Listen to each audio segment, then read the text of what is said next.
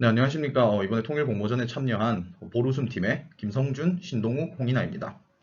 저희 팀에서 구상한 것은 장마당 세대를 이용한 북한 중고품 시장인 보루숨 매대를 구상해 보았습니다. 이 보루숨 매대는 남한의 사회적 기업인 아름다운 가게 모델을 기반으로 구상해 보았습니다. 목차는 저희 팀에서 제출한 소논문의 목차에 맞게 구상을 했고요. 먼저 들어가는 말, 그리고 아름다운 가게 모델을 분석하고, 그 다음에 저희가 구상한 보루순 매대 모델을 제시하고, 보루순 매대의 의 및 한계, 즉 평가로 이어지고, 마지막에 나가는 말로 이 PPT를 마무리하겠습니다. 네, 먼저 여러분들께 질문을 하나 드리겠습니다. 여러분들은 장마당 세대에 대해서 얼마나 알고 계신가요? 장마당 세대는 이제 한국의 연구에서 규정하는 기간은 연구마다 조금 상이하나 공통적으로 포함되는 기간이 있습니다. 북한의 대식량난이 일어났던 고난의 행군 시기에 북한에서 청소년기를 보낸 세대고, 또 이 고난의 행군 시기 당시에 북한의 배급 체계가 무너지자 장마당을 통해 생계 유지를 해온 세대를 뜻합니다. 네, 그래서 이 장마당 세대는 시장 경제, 공산주의 사회인 북한에서 시장 경제를 경험한 세대인데요. 이들은 시장 경제에 익숙하다는 특징뿐만 아니라 고난의 행군 당시에 공교육 체계가 무너지면서 기성세대에 비해 김정은 체제에 대한, 즉 북한 체제에 대한 충성도가 비교적 낮다는 특징을 갖고 있습니다. 다음으로는 아름다운 가게 모델 분석을 시작하겠습니다. 아름다운 가게란 물건의 재사용과 순환을 통해 우리 사회의 생태적, 친환경적 변화에 기여하고 발생하는 수익으로 공익활동을 지원하는 사회적 기업입니다. 사회적 기업인 아름다운 가게는 일반 기업과 달리 이윤만 추구하는 것이 아니라 사회적 서비스를 제공하고 취약계층 일자리 창출을 목적으로 합니다. 또한 주주만 주체가 되는 것이 아니라 비교적 수평적인 구조에서 모두가 주체가 되어 함께 만들어 나갑니다. 아름다운 가게는 비영리 단체와 수입 사업 운영이 결합된 조직 형태를 채택하고 있습니다. 일반 기업과 달리 사회적 기업은 이윤 배분 또한 제약적입니다. 아름다운 가게는 현재 전국 16개 도시에 분포되어 있으며 110여 개의 재사용 나눔 가게와 28곳의 되살림터가 운영되고 있습니다. 총 직원은 443명이며 연간 2,160만 점의 물품을 수거해 재판매함으로써 매출 318억 원을 벌어들이고 있습니다. 이 중 사회 환원의 일종인 나눔 사업에 43억 원을 지출하였습니다. 아름다운 가게의 운동 철학은 구물코 정신, 되살림 정신, 그리고 참여와 변화 이렇게 세 가지입니다. 우선 구물코 정신이란 시줄과 날줄로 빈틈없이 서로 엮인 구물코처럼 우리는 서로의 삶에 책임이 있는 존재라는 것을 의미합니다. 되살림 정신이란 나눔과 순환을 통해 세상의 생명을 연장할 수 있다는 의미와 나눔과 순환의 실천을 뜻합니다. 참여와 변화는 하나의 기준품, 한 시간의 자원활동이 세상을 아름답게 바꿀 수 있다고 여기는 태도를 의미합니다. 아름다운 가게의 판매망은 화면과 같이 다양합니다. 저희는 이 중 변수를 최소화할 수 있는 상설 매장을 기반으로 모델을 분석하였습니다. 아름다운 가게의 활동은 물품 기부, 물품 분류 및 가격 책정, 매장 판매, 국내외 지원의 흐름으로 전개됩니다. 단계를 하나씩 자세히 살펴보면 물품 기부 단계에서는 지역별 수거품이 물품을 기증하기를 원하는 기증천사로부터 물품을 수거합니다. 물품 기부 방법은 크게 전화 방문 수거, 온라인 물품 기부 신청, 매장 방문 기부 이렇게 세 가지가 있습니다. 이때 수거된 물품은 되살림터로 운반됩니다. 물품 분류 및 가격 책정 단계에서는 앞 단계에서 되살림터로 운반된 물품 중 상품 가치가 있는 것과 훼손된 것을 구분하여 물품의 가치를 측정하고 손질을 통해 물품의 최종 가격을 책정하게 됩니다. 다음으로 매장 판매 단계에서는 가격 책정이 완료된 물품을 지역별 아름다운 가게 매장으로 이동시켜 깔끔하게 손질된 기증품의 재판매를 시작합니다. 국내외 지원 단계에서는 매장 판매 단계에서 발생하는 수익금으로 국내외 지원 및 나눔 활동이 진행됩니다. 앞서 말한 단계를 이해하기 쉽게 그림으로 풀어서 설명하면 화면과 같습니다. 참고하시면 될 것 같습니다. 아름다운 가게의 특징으로는 크게 세 가지가 있는데요. 첫 번째로 평등한 의사결정과 참여 구조입니다. 아름다운 가게에 근무하는 모든 상근 활동가들은 직급이 간사로 동일하며 부양가족, 근속연수의 차이는 있을 수 있지만 기본적으로 기본급 또한 동일합니다. 또한 인사위원회의 상근활동의 대표가 참여가 제도로 보장되어 있으며 운영위원회를 통해 상근활동가뿐만 아니라 자원활동가 대표도 참여가 가능합니다. 이렇듯 아름다운 가게는 다양한 측면에서 최대한 많은 구성원의 참여를 보장합니다. 두 번째로 시민이 주인이 되는 운영입니다. 아름다운 가게는 매장 운영의 결과로 발생한 수익을 나눌 때조차 지역 시민 주도라는 원칙을 지킵니다. 또한 아름다운 가게의 모든 업무 분야에서 자원활동가는 보조적 지원자가 아닌 주체적 운영자이며 자율적 참여의 원칙 속에서 실질적 운영의 역할을 담당하고 있습니다. 마지막으로 아름다운 가게는 조직 네트워킹 체제를 잘 갖추고 있습니다. 아름다운 가게 이사회는 다양한 조직과의 연계를 통해 필요한 자원을 충족시키고 있습니다. 특히 기업, 학교, 교회 등 다양한 단체와의 꾸준한 소통을 통해 기증품을 제공받고 있으며 물류 택배 회사와의 제휴도 활발히 이루어지고 있습니다. 전반적으로 아름다운 가게는 지역 네트워크를 활용하여 중고 물품 확보에 용이한 위치를 선점하고 있음을 알 수 있습니다. 이상으로 아름다운 가게 모델 분석을 마치겠습니다. 시장 경제에 대한 이해가 선행되지 않은 상태에서의 급진적인 통일은 시간 및 금전적인 부분에서 과도한 비용을 초래할 수 있습니다.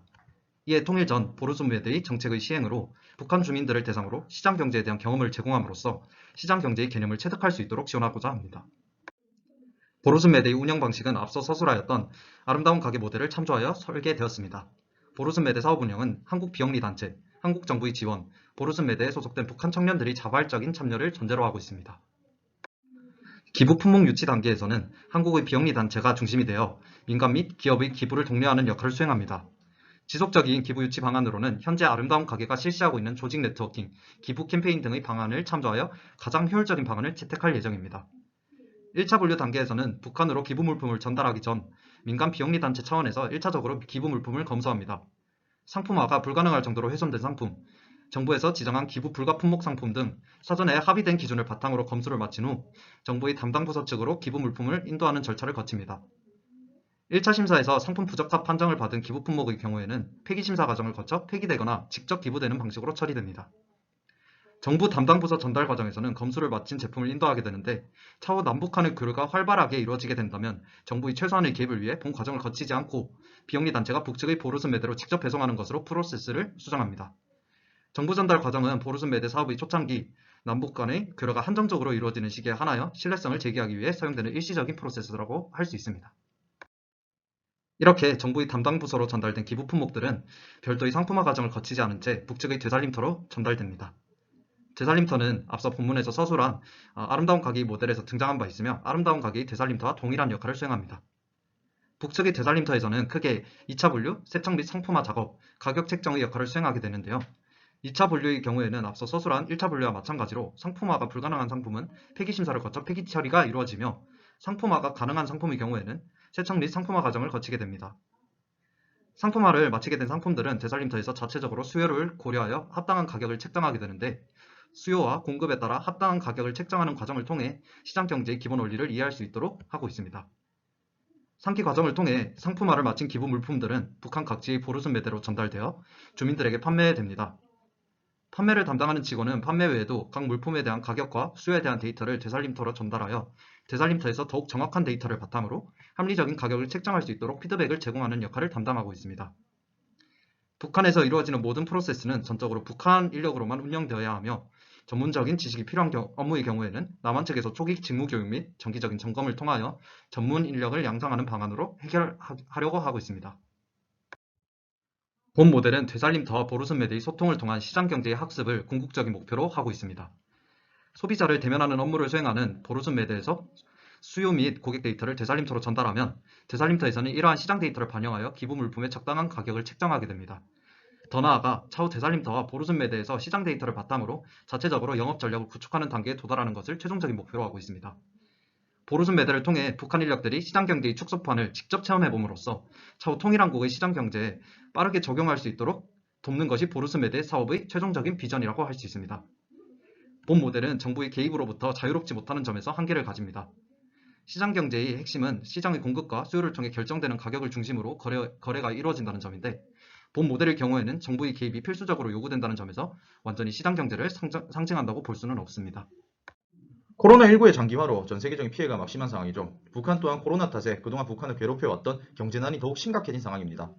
일례로 김정은 위원장은 군 무대 감축을 통해 군 유지비 감축까지 들어갔고 또한 해외에 파견한 자국 노동자의 임금 중 대부분을 충성자금 명분으로 상납을 받고 있는 실정입니다.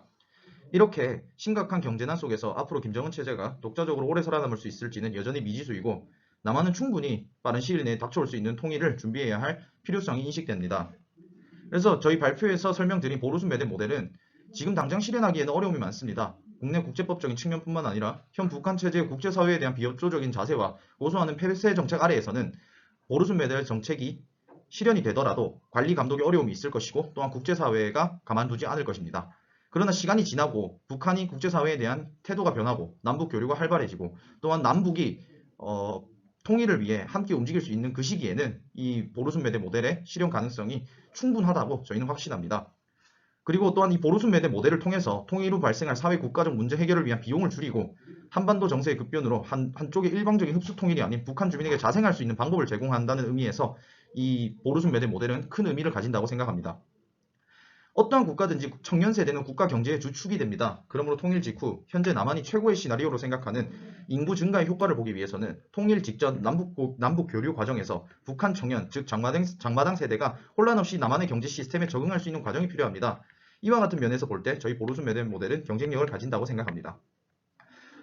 마지막으로 하루빨리 남북한 청년들이 하나 되어 이질감 없이 통일한국을 구성하는 날이 오길 소망하면서 발표를 마치겠습니다. 감사합니다. 보르숨의 김성준, 신동욱, 홍인아였습니다.